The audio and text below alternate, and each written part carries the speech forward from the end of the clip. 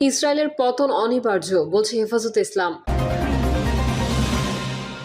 এদিকে তাপমাত্রা নিয়ে দুঃসংবাদ দিল আবহাওয়া অফিস। 10 লাখ টাকা ঘুষ দাবি, সমন্বয়ক ও চাকরি প্রার্থীর বিরুদ্ধে মামলা। এবং সর্বশেষ জানাবো, ইরানে হামলায় তীব্র নিন্দা, ইসরায়েলকে জবাবদিহিতার আওতায় আনার আহ্বান বাংলাদেশের। এতক্ষণ শুনছিলেন সংবাদ শিরোনাম, এবারে বিস্তারিত। তবে তার আগে অনুরোধ থাকবে আমাদের চ্যানেলটি সাবস্ক্রাইব করে বেল আইকনটি ক্লিক করুন।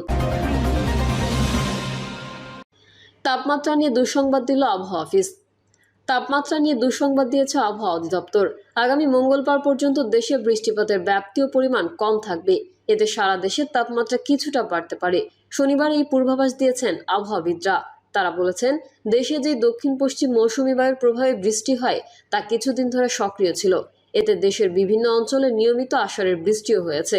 আবহাওয়াবিদ মোহাম্মদ ওমর ফারুক গণমাধ্যমকে বলেন, মৌসুমী বায়ুর সক্রিয়তা কমায় বৃষ্টি অনেকটা কমেছে।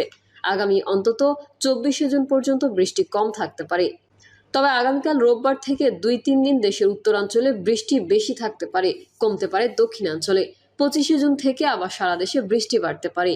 তিনি বলেন, বৃষ্টি কমার সম্ভাবনা থাকায় 2-3 দিন তাপমাত্রাও বাড়তে পারে। দেশের কোথাও কোথাও সর্বোচ্চ তাপমাত্রা 36 ডিগ্রি সেলসিয়াসও হতে পারে। ফলে কিছু অঞ্চলে বিচ্ছিন্নভাবে মৃদু তাপপ্রবাহ পরিস্থিতি দেখা যেতে পারে।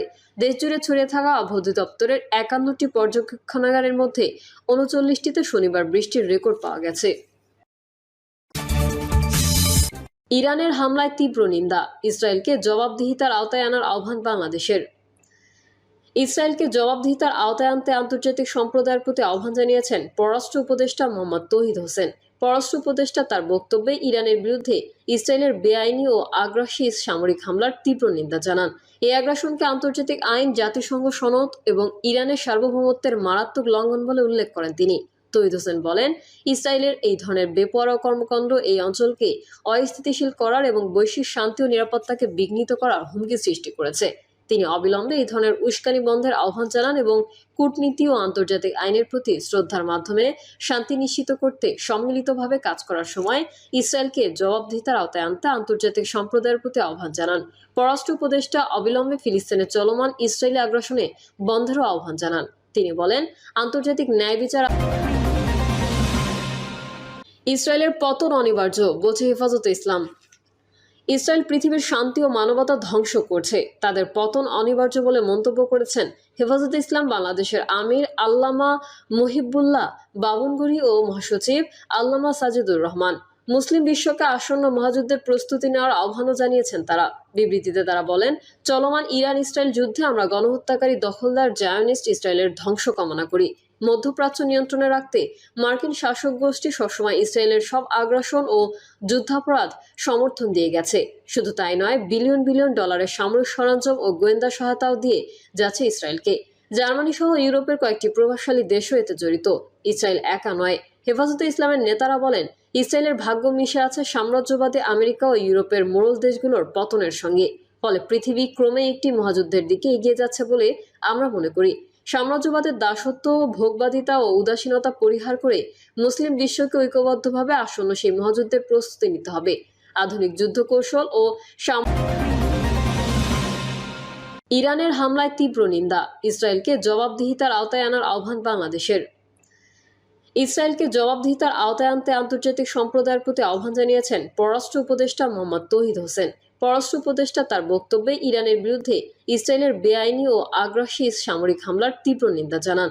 এই আগ্রাসনকে আন্তর্জাতিক আইন, জাতিসংঘ সনদ এবং ইরানের সার্বভৌমত্বের মারাত্মক লঙ্ঘন বলে উল্লেখ করেন তিনি। তৌহিদ হোসেন বলেন, ইসরায়েলের এই ধরনের বেপরোয়া কর্মকাণ্ড এই অঞ্চলকে অস্থিতিশীল করার এবং বৈশ্বিক শান্তি ও নিরাপত্তাকে বিঘ্নিত করার হুমকি সৃষ্টি করেছে। তিনি অবিলম্বে এই ধরনের উস্কানি বন্ধের আহ্বান জানান এবং কূটনীতি ও আন্তর্জাতিক আইনের প্রতি শ্রদ্ধার মাধ্যমে শান্তি নিশ্চিত করতে সম্মিলিতভাবে কাজ করার সময় ইসরায়েলকে জবাবদিহিতার আওতায় আনতে আন্তর্জাতিক সম্প্রদায়ের প্রতি আহ্বান জানান।